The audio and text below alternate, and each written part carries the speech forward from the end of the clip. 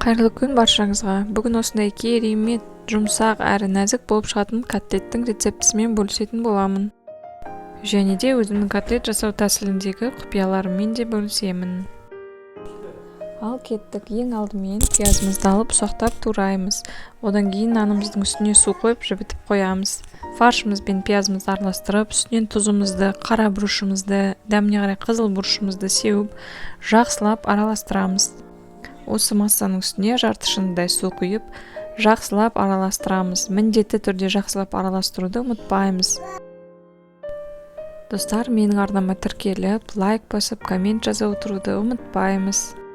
Сіздердің әрбір комменттарыңыз маған шабыт береді.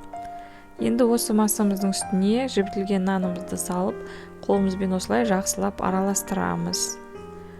Массамыз жаңағы бірігіп, біркелкі болғанша осылай асты үстін көтеріп, және осылай мен видеода көрсетілгендей массаны ұрып жасасаңыздар, котлеттің нәзіктігіне әсер етеді.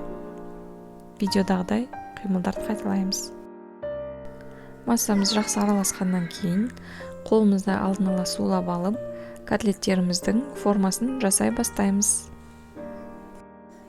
Өз қалауыңызша сопақ немесе дөңгелек етіп жасауға болады. Бірақ негізі котлеттің осындай сопақ болғаны әдемі көрінеді.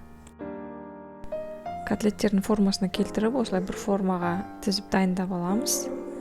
Одан кейін котлеттерімізді панировочный сухариге немесе ұнға аунатамыз. Мен ұн қолдандым.